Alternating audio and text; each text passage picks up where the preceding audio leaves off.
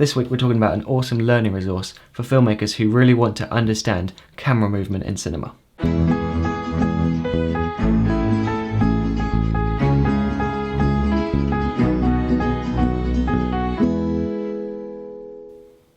Hello, my name is Cade and this is DSLRguide. So if you've been following the filmmaking community over the last few months, you've probably heard of Vincent Laforet's Directing Motion tour. And I certainly heard about it from Twitter because I kept seeing retweets of people saying this tour is amazing. And they were saying that they learned more from one day on the tour than a whole year at film school. And I heard all these reputable people saying this thing is great. So when MZ, which is an organisation that distributes a lot of these kind of tours, when they came to me and said, do you want to review the HD download of the tour and put it on your channel, which meant that I could watch the tour for free, I was like, yeah, sure, absolutely. Although I did, of course, say to them, I'm going to have to be totally honest with my views on it, and of course they were absolutely fine with that. So I just wanted to let you know that that is what happened. They're not paying me, and they haven't had any input into what I'm talking about on this video, but I just wanted to let you know that they did let me watch the tour for free. So just to be totally transparent with you guys. But let's move on to what the tour is actually about. So it's basically a workshop which they put on in lots of different cities and invited filmmakers to come to learn from Vincent Laforet, and they also filmed the whole thing. So that is what I was looking at, and that's what I'm talking about in this video, which is the download of the video coverage. So what you get with the download is 5 hours of content, and within that it's split up into two parts. So you have the analysing of films, breaking down some of the best shots and scenes from some of the best movies, and he kind of looks at it and says, here is a interpretation of why they may have used that camera movement or that motion. Because the thing is, you often will see videos here on YouTube saying, this is how you do a dolly shot, or even this is what a dolly shot is.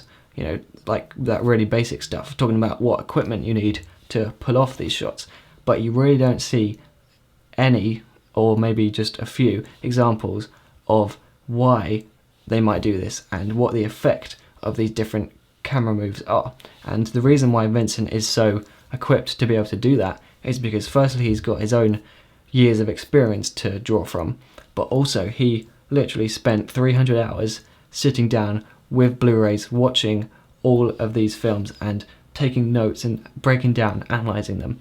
And that's something which it's pretty unique, to be honest. I don't think many other people do that, and if they do, they don't then share it on a tour like this. So as he's explaining the effect of these different kind of shots, I would sit there thinking, okay, well, that one would be perfect for my music video that I'm shooting this summer, and thinking, right, I remember that one for if I ever have to do, say, a horror film. All these different examples of things which you see how clearly that particular shot would work perfectly for that kind of emotion or that kind of scene. But it's not just those specific examples, because also you're just immersing yourself in what most people would call the language of film. Because film is communicating with an audience, you, just like any other language, you have to kind of surround yourself in it in order to understand it before you can kind of start communicating with it and getting your ideas across. So by sitting there and listening to an analysation of all these different films really is quite valuable, because watching movies is a great way to learn the language of cinema, but you do tend to kind of just get lost in the movie. You kind of get caught up in the experience. But when you kind of break it down and analyse it like this really closely, thinking about the effect, it's a really good way to kind of get inside the heads of the filmmakers and thinking, right, well, they used this shot when they could have used any other kind of shot. Why did they do that?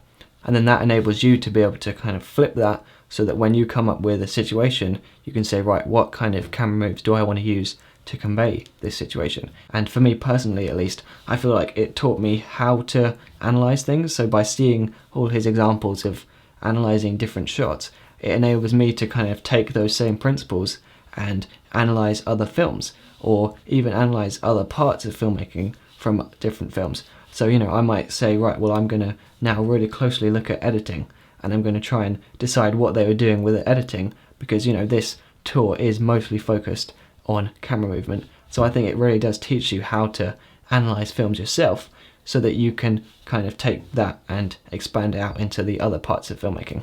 But rather than me trying to explain exactly what the tour is like, I'd like to invite you to watch the sneak peek which they have on Vimeo. I'll put a link in the description, and this is like a 10-minute version of the whole tour, or at least the analysis part of the tour, where you basically get to see a couple of examples of the sort of things that they do in the tour, and it's a really good representation. And there's some other links in the description to the trailer and the sizzle reel, which all of them really do a good job at encompassing what the tour is about. So you can watch those and decide for yourself whether you think this is something that's going to interest you. But as I said before, the analysing is only half of the workshop. The rest of it is a lot more practical. Basically, he grabs volunteers from the audience and they assemble a small crew, and then they go about recreating some of those shots from the very scenes that they were analysing before. And this is a really good insight into how he works as a director. For me at least, the mistakes that that crew made, because obviously they hadn't worked together, and seeing how Vincent dealt with that and tried to kind of get them to work together better, was all really useful.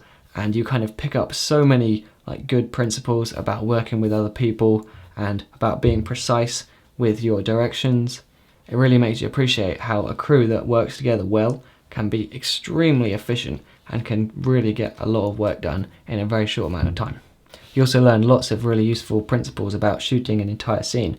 So things like making sure you've got good coverage, so that when it comes to editing, you've got lots of angles, lots of shots to work with in the editing process. And seeing Vincent work with the actors, getting the best performance out of them over many takes, and the kind of advice that he's giving them as the director was really useful for me.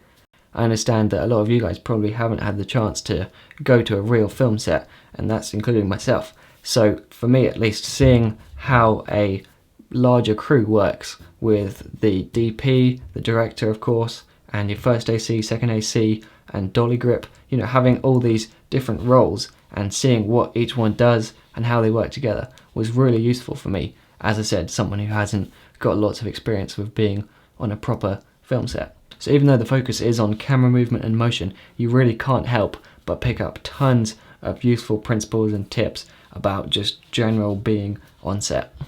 Now I do feel that I have to mention that it does cost $279 to get the download of this course, but it's the sort of thing where you can really see why it costs so much. You know, the amount of preparation that Vincent had to put into it, hiring actors, hiring the equipment, the venue and all that sort of stuff, but most of all just the fact that they got Vincent Laforet to do all of the preparation and all of the tour himself. You know, it's that reason that they couldn't just release it for free.